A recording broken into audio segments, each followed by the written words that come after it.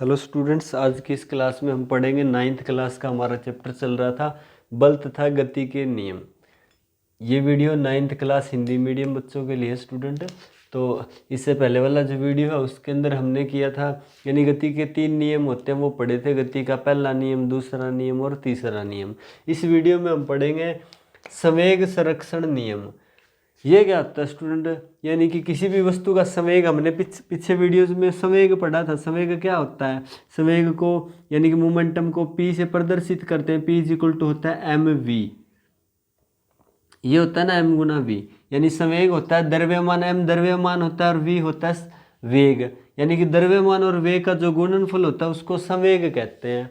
अब इस वीडियो में पढ़ेंगे संवेग संरक्षण नियम, यानी कि संवेग संरक्षण का मतलब होता है सुरक्षित, यानी कि संवेग संरक्षण नियम का मतलब संवेग जो है ना वो सुरक्षित रहता है। ये क्या नियम हुआ? कह रहा है देखिए, इस नियम के अनुसार दो वस्तुओं के संवेग का योग टकराने के पहले और टकराने के बाद बराबर रहता है जब उन पर कोई असंतुलित बल कार्य न कर रहा हो। इसे संवेग संरक्षण नियम कहते हैं। देखिए बहुत आसान है। कह रहा है दो वस्तुएं आपके पास, दो वस्तु, ये वस्तु इधर से आ रही है, ये इधर से आ रही है, ठीक है, ये दोनों इस तरह से आ रही है। तो इनका टकराने से पहले संवेग क्या होगा? ये वस्तु A है, मान लेते हैं ये वस्तु B है। टकराने से पहले संवेग की बात करें, संवेग का मतलब होता है mv, यानी द्रव्यमान गुणा वेग। तो वस्तु A का संवेग क्या होगा? वस्तु A का द्रव्यमान गुणा वस्तु A का वेग। मान लेते हैं प्रारंभिक वेग UA है, इसका द्रव्यमान MA है। तो हमारे पास इसका संवेग ये आ गया। दूसरी वस्तु का संवेग क्या आ गया? mb। दूसरी वस्तु B है, उसका मास द्रव्यमान mb है, प्रारंभिक वेग ub है। तो ये आ गया, यानी कि टकराने से पहले कुल संवेग किसके बराबर होता है? टकराने के बाद के कुल संवेग के।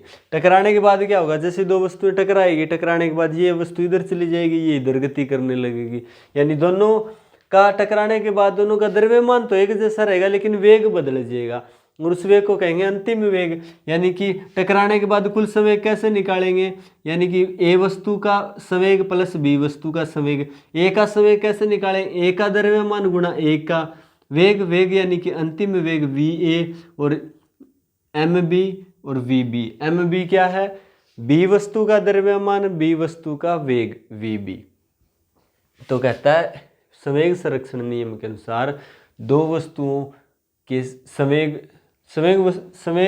संरक्षण नियम के अनुसार दो वस्तुओं के संवेग का योग टकराने से पहले और टकराने के बाद जो है ना वो बराबर रहता है, कहता है स्टूडेंट। यानी कि टकराने से पहले कुल संवेग बराबर होता है टकराने के बाद कुल संवेग।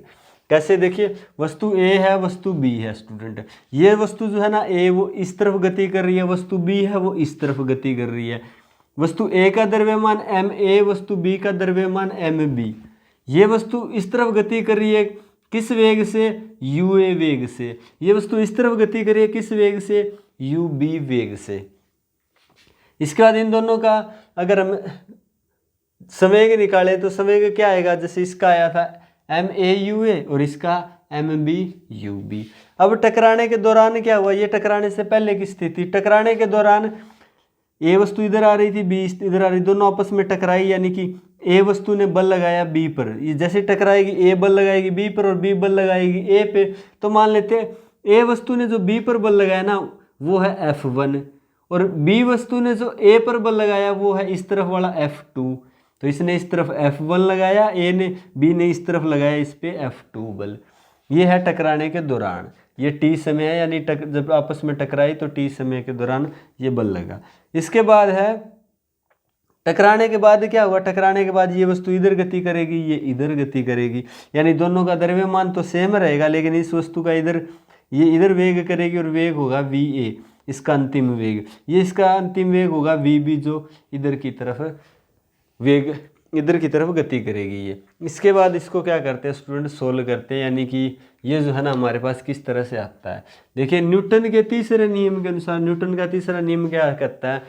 प्रत्येक क्रिया प्रतिक्रिया के क्या होती है? यानी कि प्रत्येक क्रिया के समान और विपरीत प्रतिक्रिया होती है। तो यानी कि अगर इस वस्तु ने इस पे बल लगाया है तो उतना ही इस वस्तु ने इस पे भी बल लगाया है तीसरे नियम के अनुसार। तो यानी कि F F1 है वो किसके बराबर है स्टूडेंट? F1 है वो बराबर है F2 के। ये दोनों बल है, लेकिन F1 बराबर F2 के, यानी F2 विपरीत दिशा में है ये, ठीक है। दोनों बराबर है लेकिन विपरीत दिशा में, इसलिए माइनस लगा। माइनस का मतलब F1 इधर लग रहा है तो F2 इधर लग रहा है स्टूडेंट। तो F1 बराबर है माइनस F2 के। F1 यानी कि F1 कौन सा है? F1 है ये वाला, यानी कि जो वस्तु A लगा रही है किस पे? B पे बल लगा रही है, वो है। और बल को किस तरह से निकालते हैं? बल क्या होता है? किसी वस्तु का बल निकालने के लिए न्यूटन का सेकंड नियम कहता है कि संवेग में अंतर, यानी कि संवेग में अंतर की दर को क्या कहते हैं? बल कहते हैं। यानी संवेग में अंतर जिस दर से आएगा ना उतना बल लगेगा। तो संवेग में अंतर कैसे निकालते हैं?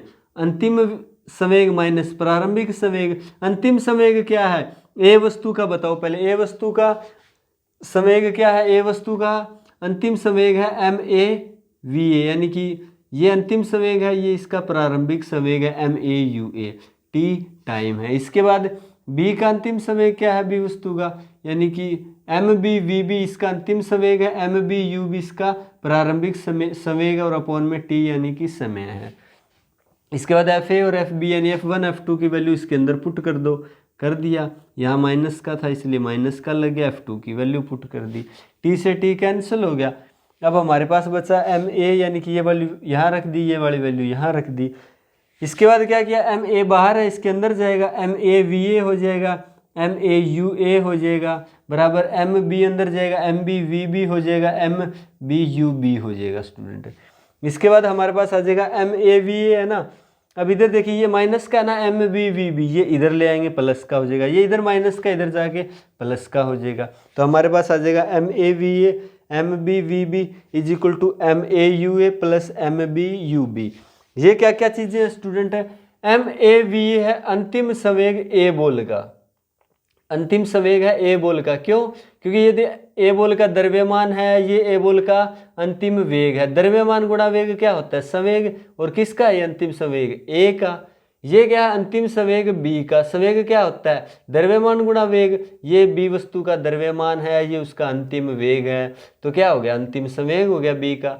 अब अंतिम संवेग ए का प्लस अंतिम संवेग बी का, यानी क्या आ गया? टकराने के बाद कुल संवेग आ गया। अंतिम का मतलब ये टकराने के बाद वाले की बात हो रही है, तो टकराने के बाद कुल संवेग आ गया। वो किसके बराबर आया?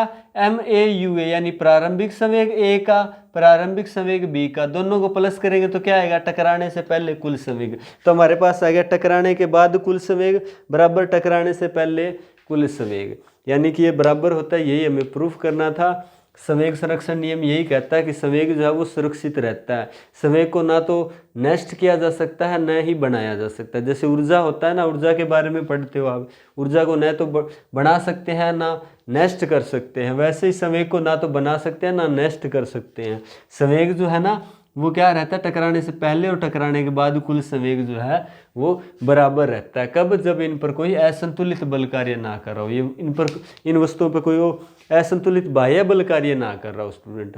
बाह्य बल असंतुलित बल का समझ रहे हो ना? जैसे अगर ये इस तरह से आपस में टकरा रही हैं तो इन पे इनका जो वैसे रियल में कुल संवेग ना बराबर नहीं होगा कभी भी। क्यों? क्योंकि इनका देखिए एयर रेजिस्टेंस पैदा करेगी, यानी एयर क्या करेगी? अपोज करेगी इनके वेग का, टकराने के बाद भी करेगी। इस तरह के बहुत सारे इनका अपोज करने, इनके मोशन का अपोज करने वाली चीज़ें मिलेगी, जिससे इनका जो असंतुलित बल है वो बिल्कुल जीरो नहीं हो सकता स्टूडेंट। इसलिए जो संवेग संरक्षण नियम है वो पूरी तरह से किसी वस्तु पर लागू नहीं होता।